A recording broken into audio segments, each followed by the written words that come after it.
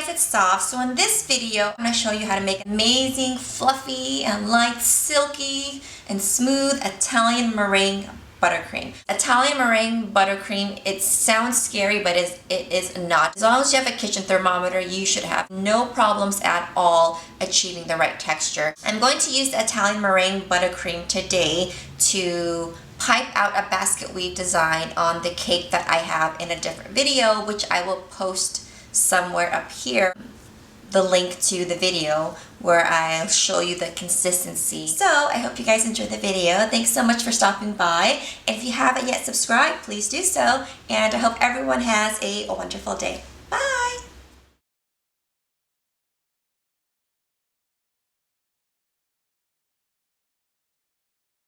So in a small pan here, I have 1 cup of sugar with a 1/4 cup of water, and I have my candy thermometer that I stuck in here. I'm going to turn on the heat to about a medium, let this come to a boil, and let it simmer until 245.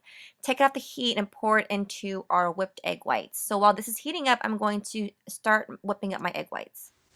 Okay, so before we get started whipping, I have my egg whites in this mixture here. You know, I'm sure you can make Italian meringue buttercream without a stand mixer, but I highly recommend against it because you are going to need some strong arms. Do some heavy whipping to achieve the fluffiness of Italian meringue buttercream, and it takes a long time. You want to start whipping your egg whites while you have your sugar syrup on the stove. Never walk away from the kitchen or from the stove actually for too long while you are heating your sugar up to 245. After you poured in your sugar syrup, you are going to let your motor run for quite some time. You'll know you're ready to add in your butter when you can touch the bowl and it is pretty much room temperature, and it's going to take about 10 to 12 minutes. Your motor's running on high. That's a long time, but I promise you gotta be patient.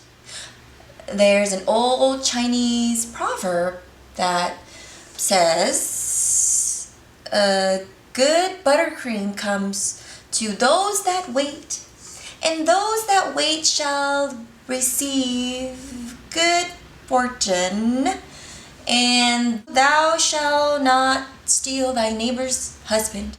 For if thou dost, then thyself is a whore. Amen. But you guys didn't know it was that deep, did you?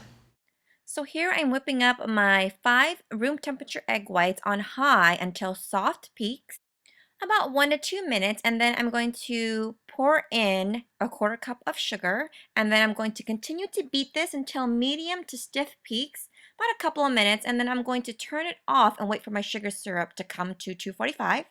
Now my syrup is ready, and then I turn my mixer back on high, so now I'm slowly starting to pour in that syrup. And what you want to do is try to aim right for the middle of the meringue, so try not to hit the side of the bowl, because any of that hot syrup that doesn't get immediately incorporated or whipped into the egg whites will immediately start to harden or crystallize, and what will happen is you will end up with chunks of crystallized or hardened sugar throughout your frosting by the time you're done.